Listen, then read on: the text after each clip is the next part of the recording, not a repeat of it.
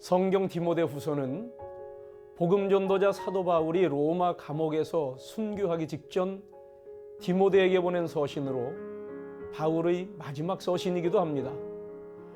오늘 본문 디모데후서 4장 11절의 말씀을 가지고 바울과 동역자 중에 있던 두 사람 데마와 마가를 비교하며 우리에게 주시는 주님의 말씀을 듣고자 합니다.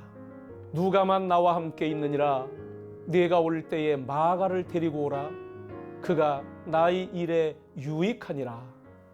먼저 데마는 바울 서신에 3번 기록되어 있습니다.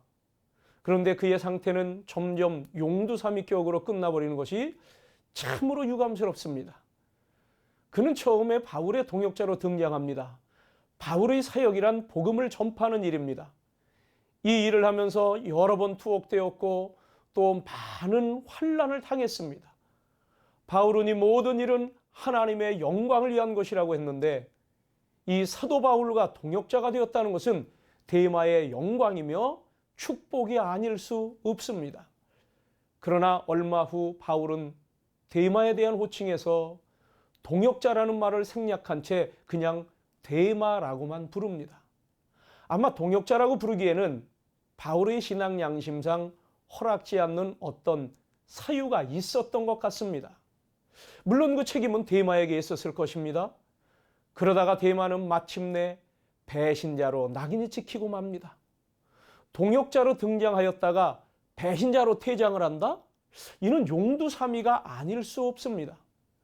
디모데후서 4장 10절 데마는 이 세상을 사랑하여 나를 버리고 데살로니가로 갔고 이유는 세상을 사랑했기 때문이라고 기록되어 있습니다. 주님께 대한 사랑보다 세상에 대한 애착이 더 강렬한 한 우리도 데마가 될 가능성이 없지 않습니다. 그러기에 주님은 내가 나를 더 사랑하느냐고 묻고 계십니다. 다음 마가 요한은 바울 서신 가운데 여러 번 나오고 있습니다. 그런데 그는 점점 향상하는 모습을 보여주고 있습니다. 제일 처음 소개된 마가는 낙오자여 실패자였습니다. 그는 바울과 바나바 전도팀의 일원으로 출발을 했습니다. 하지만 사역에 따르는 고난을 감수하기에는 너무 나약한 젊은이였기에 그만 밤빌리아 버가라는 곳에서 되돌아가고 맙니다. 그러나 그 후에 마가는 바울의 동역자로 다시 등장을 하고야 맙니다. 빌레몬서 1장 24절 내용인데요. 또한 나의 동역자 마가 이른바 권토 중례를 한 것입니다. 여기에는 그의 어머니를 비롯한 주위의 격려도 크게 작용했겠지만은 무엇보다 마가 자신의 분발이 이러한 승리를 초래한 것입니다. 그는 실패를 재기를 위한 도약대로 삼은 것입니다. 하나님은 주를 찾으며 의지하는 자를 반드시 일으켜 주십니다. 마침내 마가는 바울의 일에 필요 불가결한 인물이 되게 이릅니다. 네가 올 때에 마가를 데리고 오라. 그가 나의 일에 유익하니라. 바울은 마가를 절실히 필요로 하고 그를 찾고 있습니다.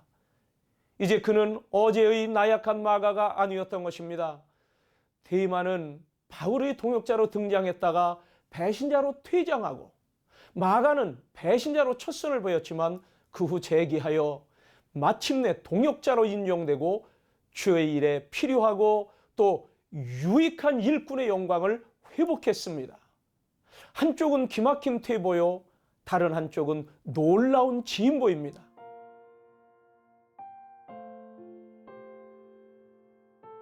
사랑하는 CTS 시청자 여러분, 나의 오늘은 어제에 비해 진보입니까? 퇴보입니까? 마가입니까? 데마입니까?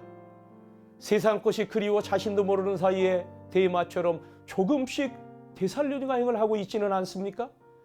마가처럼 치욕의 버가에서 로마를 향해 재출발하십니다. 성령님이 도와주십니다.